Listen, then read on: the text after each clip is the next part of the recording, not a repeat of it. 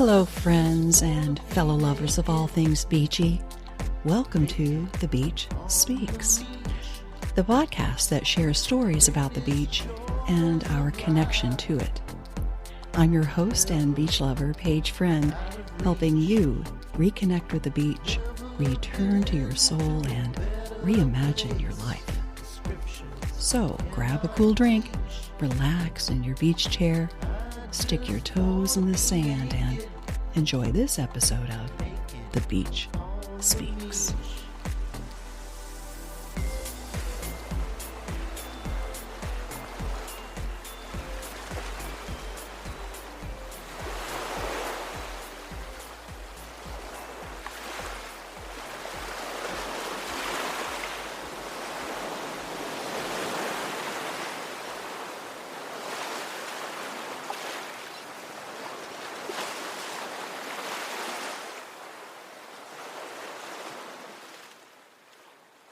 Hey, beach lover.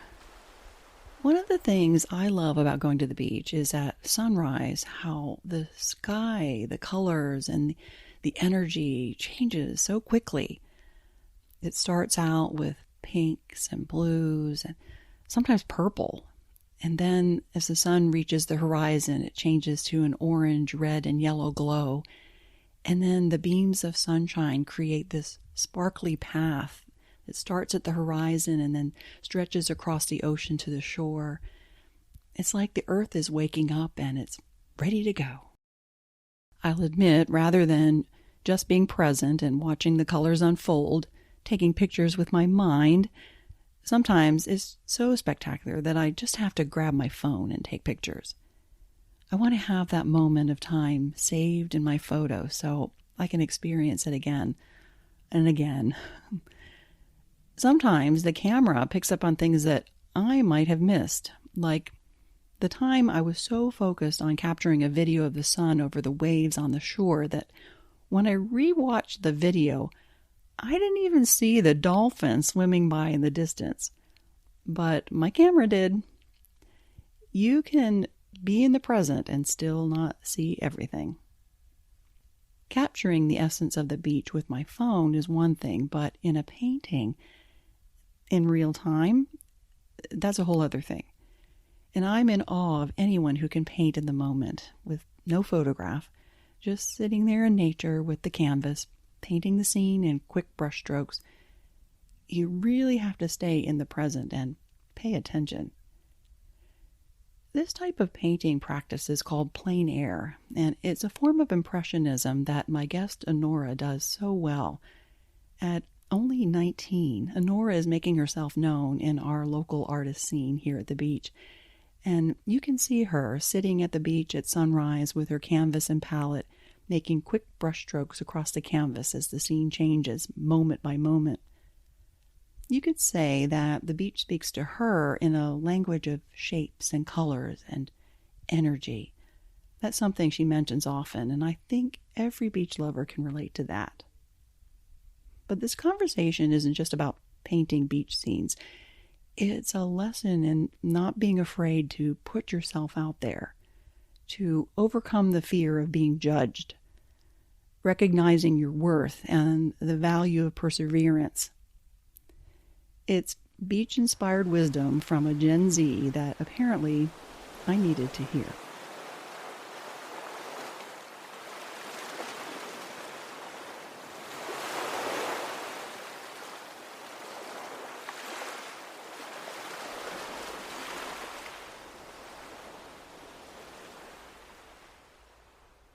Hey, Annora. Welcome to the podcast. Thank you so much for having me. Oh, of course, of course. I was delighted to hear from you. You're one of the first people to reach out to me and just say, how can I be on your podcast? Yeah. Well, I saw that you liked one of my Instagram posts. It was a little reel of me painting. And I just checked out your Instagram page and I saw that you did podcasts and you lived at the beach. And I thought, oh, that's awesome. You know, I have an art business at the beach and I just thought it'd be so cool to be on your podcast. So Yeah, exactly. This is the first time that I have connected with anybody through Instagram. I'm not super active. Well, I hadn't been until recently. And videos obviously are really popular right now, and it was fun to look at what you had recorded and to see your process. That's always fun to see a creator in action. And of course, what I had seen was one of your beautiful paintings of a hotel that is just right down the street from me. And we can talk about that. But first, I want to ask you the question that I ask all of my guests, and that is, how is the beach speaking to you today? Yeah, so the beach has kind of always been a really big part of my life. I remember when I was little, we used to live in Orlando, so we weren't too far away from the beach. You know, Clearwater and Cocoa Beach was probably like an hour away from us, so we would always take little mini vacations up there. And I remember at Clearwater Beach, there would always be this like humongous sandbar out in the water, and you could just like walk out into the ocean, and it almost felt like, you know, when you were little, everything felt so much bigger. So the ocean just felt huge. I mean, it is huge, but it felt like you're just standing in the middle of the ocean on the sandbar. And, you know, I have some really good memories like that. And also, today, I like to go out on the beach and do plein air. It's just so inspirational to be out there on the beach painting because, you know, it's so relaxing. The sound of the waves, the wind, the smell of the air, the dunes, and it's so nice. And the scene before you is changing so fast. So when you're painting, you really have to be fast because everything's changing. So there's like this energy. It's just so inspiring. Yeah, I find that the ocean, the beach, is where all my creativity comes from. And when I get stuck, I have to go out and just kind of be there. And I completely understand what you were saying, especially this morning. We were out there as well watching the sunrise, and the colors just were changing. Yeah, the sunrises are so beautiful. I've taken so many sunrise pictures, and I've painted a lot of sunrise pictures, so it's just such a nice, you know, time in the morning to just kind of like reset and get yourself ready for the day ahead of you. It's a really nice reset. Yeah. Well, let's go back in time to how your art started. And did it start at the beach, or were you just in school? You're awfully young. How old are you? I'm 19. Oh, my goodness. Yeah. Okay, so let's travel back in time to fourth grade then. Yeah. When I was younger, I loved to draw. I would draw all the time, and I kind of had the sense that I knew that I wanted to do something with my art. Like, I just kind of knew that I would always be doing it my whole life. And as I got older, it just kind of progressed. I ended up going to 2 different art schools. My last year of middle school, I went to this little art school, and I took some art classes. And then my first year of high school, I attended Douglas Anderson School of the Arts in Jacksonville. And I took visual arts there. Then I ended up switching to online school, but I didn't give up on the art. You know, I feel like when I started the online school, it really gave me a whole lot of time to just focus on my art. You know, I had way more time to do it. And when I turned 17, I started painting in oils, and I just fell in love with them. I would like paint every day, and I took some classes online. When I started painting, I started getting really serious about my art. Then when I graduated high school, I remember feeling a little bit lost. I didn't know like what to do. You know, I was thinking, oh, maybe I should get a part-time job and start working somewhere, or, you know, go to college. I was kind of like in that lost phase. And then I remember this actually happened on the beach. Me and my dad, we were on the beach one night looking at the moon, It was a full moon, and, he was like, you can either, start an art business or go to college or just get a part-time job, like those are your options. And I thought, well, I should just try out the art business and see how it goes, just try it out. So that's when I started doing like local events, local art markets at the beach, and started connecting with people and selling my original oil paintings. And I also started to connect with like local businesses around the beach. So like you said, Casa Marina, I set up live and I did a live painting of their building, which was really fun. Let's stop there because I want to hear more about how that came about. Did you go to them and say, hey, I'd like to paint a scene? Or did you just sit there and paint it and then say, here's what I did? Yeah, so I just ask them. I just go in and I say, I'm a fine artist. I'm building my art business. Do you mind if I set up my easel and paint a picture of your building? And I usually try to find local, like, tourist spots that are really popular. Like, Casa Marina is really popular. Mm-hmm. I also painted Aqua East, the little surf shop. That place is a really popular spot. And I've had a lot of really good feedback. Like, people are really excited about it and interested in what I'm doing and think it's really, different for someone to stand outside of a building and paint it. And there's, like, all these people around. Yeah. So it's kind of seeing the artist in action. Yeah. Mm-hmm. And then having this beautiful result to show. And we have a fair number of tourists. Not a whole lot. I mean, I think for me, it feels like more locals than anything. I mean, we're here in spring break, and it doesn't seem to be like there's spring break going on. Maybe next week when we're right in the middle of the month. But that being said, locals would be interested too. It's like, oh, I remember Casa Marina because that's been around a long time. That's an icon. It's a very old building. Yeah. They use it for weddings, which is beautiful because it is right on the ocean. And I imagine even people who have had their wedding there would love a painting of it. Yes. The person who bought that painting, her and her husband actually got married there. So she was like, oh, I got married there. I have to get this. So yeah, it's really cool. Yeah, I know. I was talking to Amanda with Northern Tide Studio and about her art and ocean-inspired art. And one of the big things about why it's so popular with people is that it reminds them of a visit to a particular beach, or they want to take away something of the beach, of the ocean, of their experience to have with them when they can't be there, because unlike you and I, not everybody lives here. Yeah, not everybody. Yeah. We can't always just go out and put up our easel and paint a picture or take a photograph or what have you. Describe to me what plein air art is.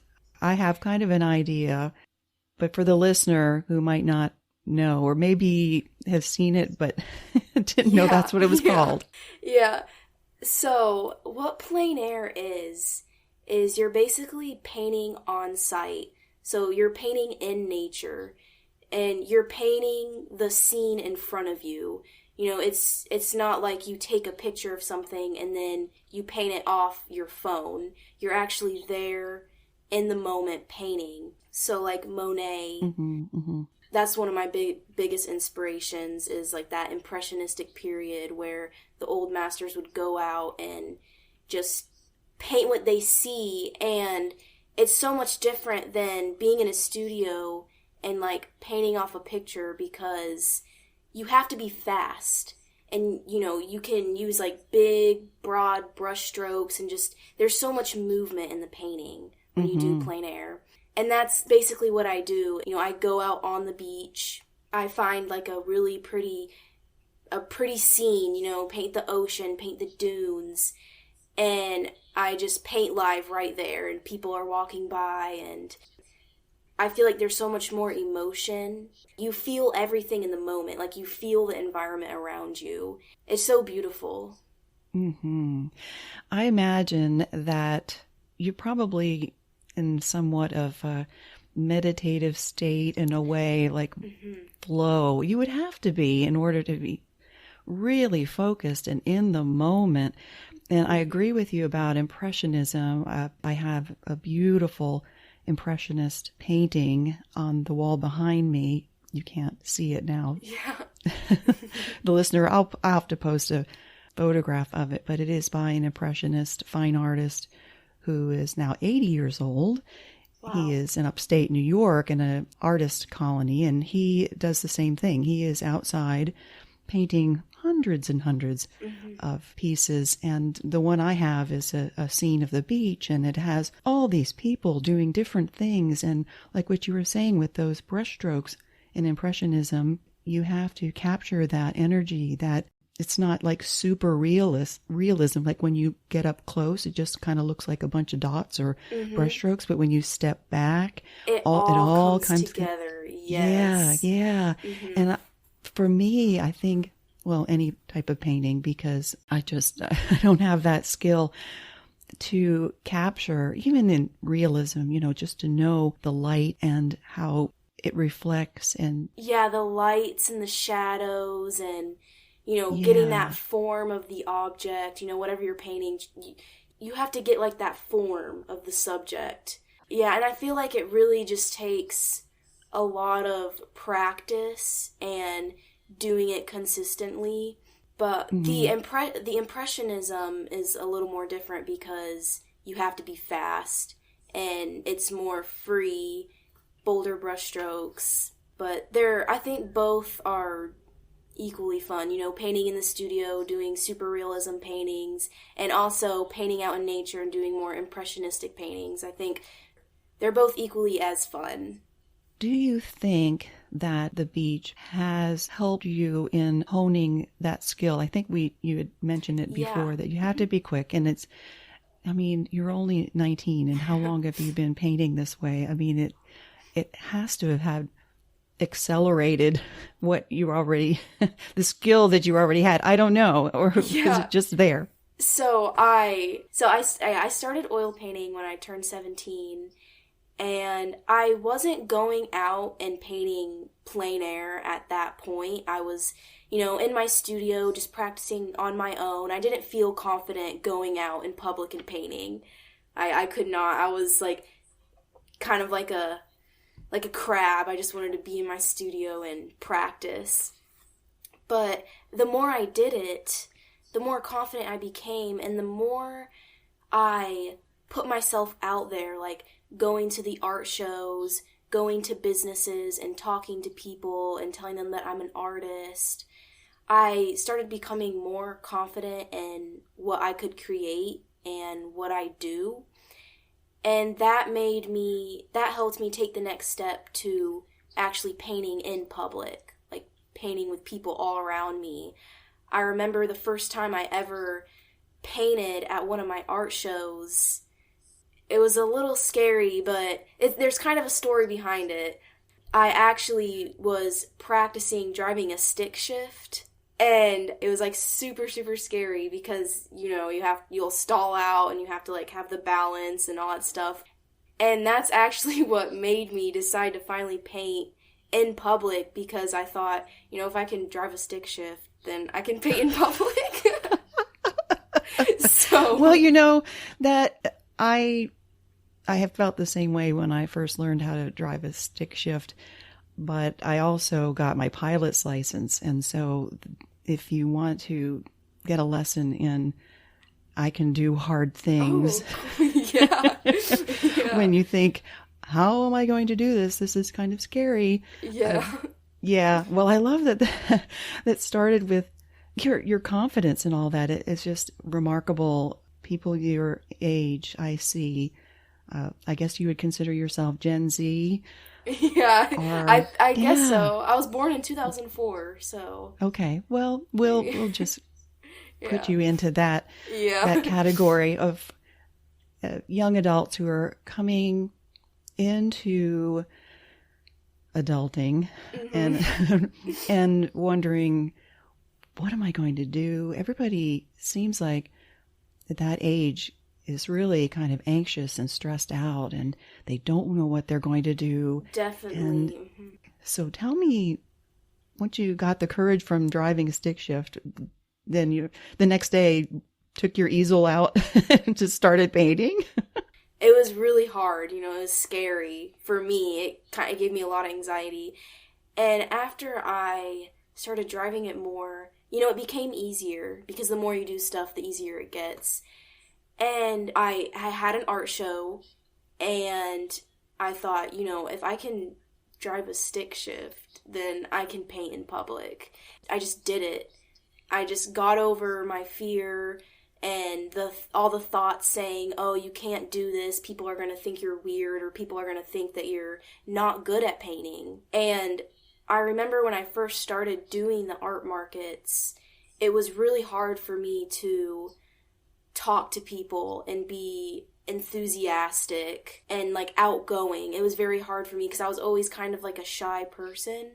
Mm-hmm. So the art markets have really helped me gain confidence and communicate with the businesses, as well as going out and painting at businesses and going into the business and being like, I'm an artist, can I paint a picture of your building? That has really helped me gain a whole lot of confidence as well, because I have to go in and talk to the people. You just have to get over those fears and just go for it.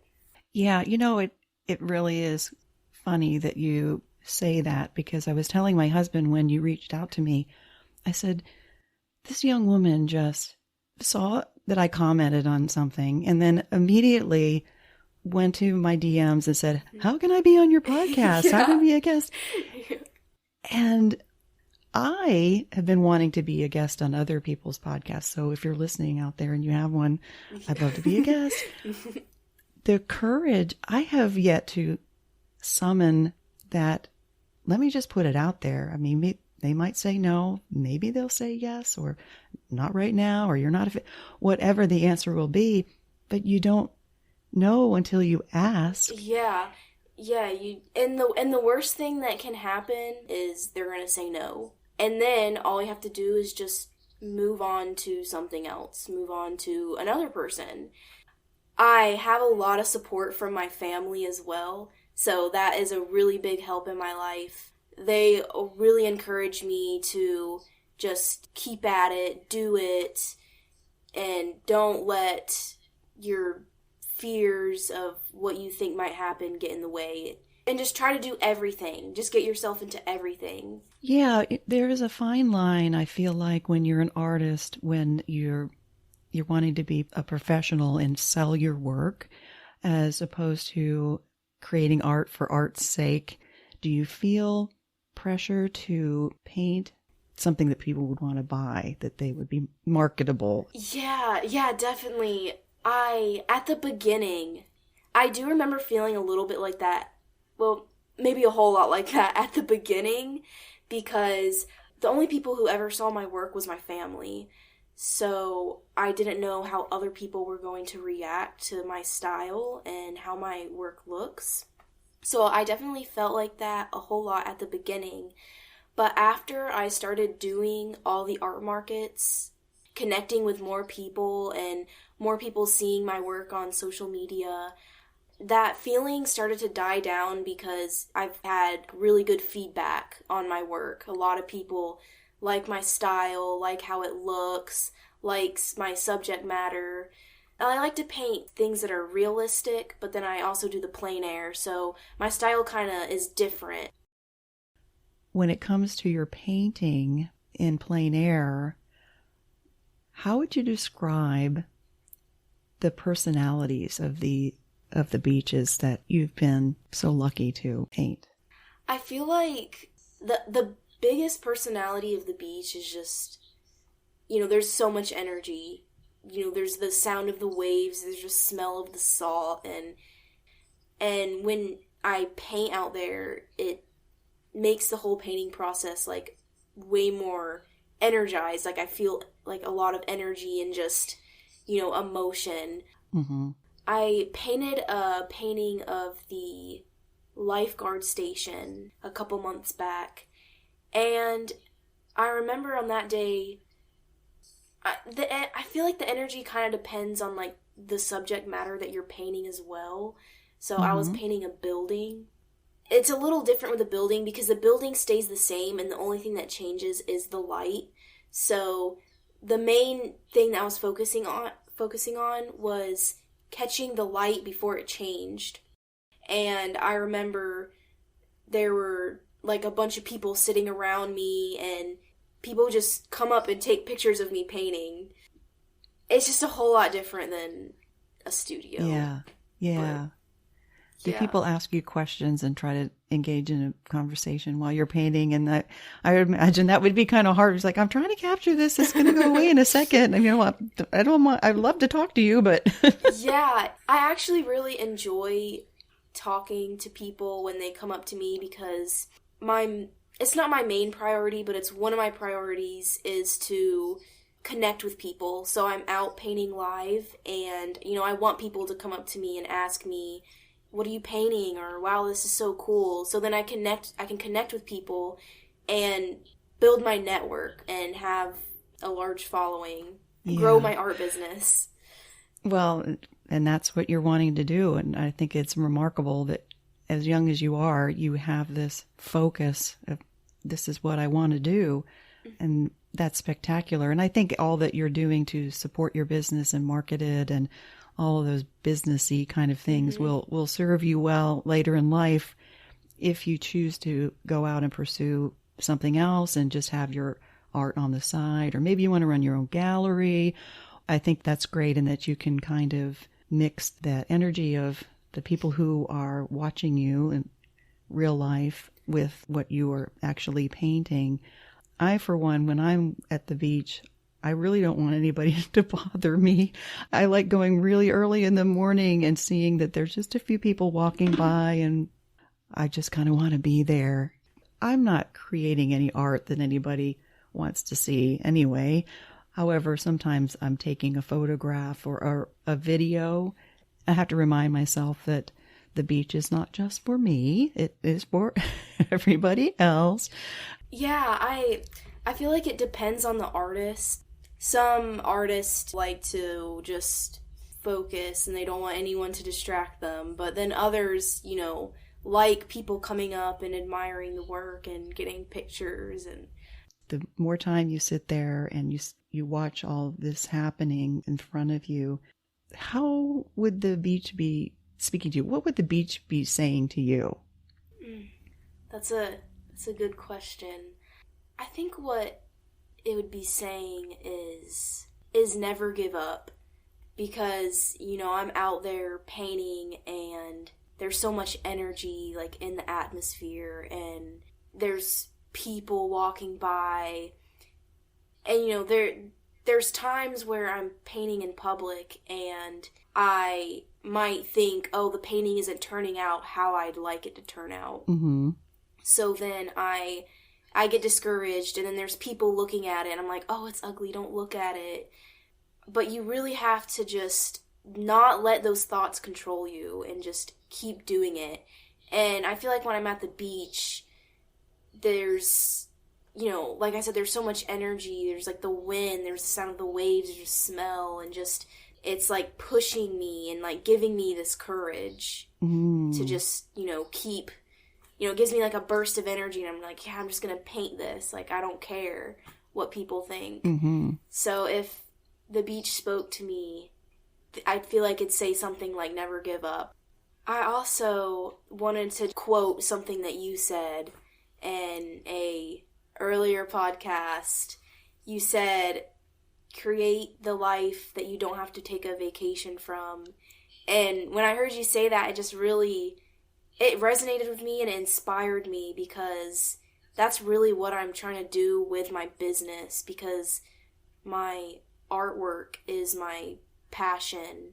It's more than just painting when you have the art business. There's a lot of work that comes into making it successful. You have to push it. and you have to promote yourself. Mm-hmm. And sometimes it can be really hard, but if you're really, really passionate about what you're doing, then everything's just kind of like play. Mm-hmm. You can't go wrong when you follow your passion. Mm-hmm. Yeah. I wish that I could say that I coined that phrase. I'm sure I saw it on a meme or read it somewhere, but it certainly did strike a chord with me. And yeah, I am creating a life that I don't need to take a vacation from right here. And at the beach. At the beach, yeah. Thank you so much for reaching out to me and just having that courage to say, hey, how can I be on your podcast? Because you have given me the inspiration to do the same. Thank you. I'm very happy that I can inspire others. Oh, you will. You will. Thank you so much for spending this time with me. And the beach is speaking. Are you listening?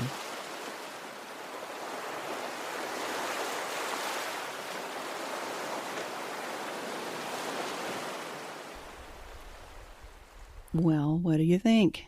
It's pretty impressive for a 19-year-old who just started painting in oils only a few years ago. You can check out her work on Instagram at Art by Annora. And when you do, send her a DM saying you found her through the podcast. I really am in awe of her fearlessness and determination. It takes a lot of courage to be an artist. And when she spoke about overcoming her fear of showing her art to the public, that really resonated with me. I consider this podcast my art, and although it will always be a work in progress, I'm pretty confident in my ability to create something that people would enjoy listening to, but it takes a lot of time and energy to produce this show all on my own. An hour episode can take as long as 10 hours to edit, and that's not including scripting, recording, post-production, and promotion. And I love the process. Well, minus the promotion part. However, with little, if any, support or community, I sometimes think maybe I should just put down the mic and say, well, I tried. And then comes a beach lover artist like Annora, who reminds me that there are people out there, like you, who just might appreciate the kind of art I'm creating. I just need to put it out there. The beach is speaking to me pretty loud and with a lot of energy right now. And it's saying if I keep putting myself out there, in about 8 months, I will have reached 100 episodes. That would be quite a milestone for me, and I really need your support. I need to know you're out there. You can sign up for my newsletter or join the Patreon. Those are 2 great ways to help the community grow. But if you can only do one thing, if you know a beach lover who would enjoy listening to the podcast, share it. Download an episode and text it to them.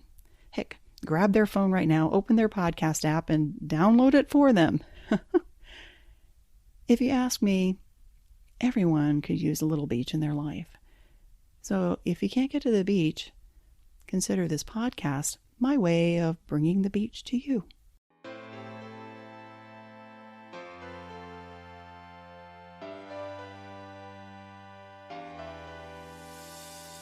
Thank you for tuning in to another episode of The Beach Speaks.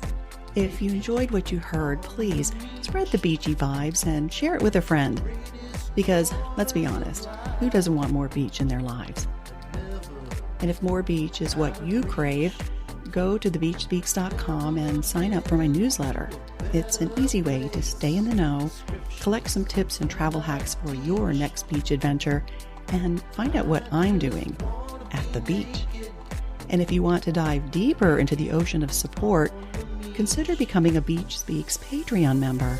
Your contribution helps keep the podcast afloat, and you'll enjoy some cool perks that only our Patreon family gets to enjoy. The beach is speaking. Are you listening?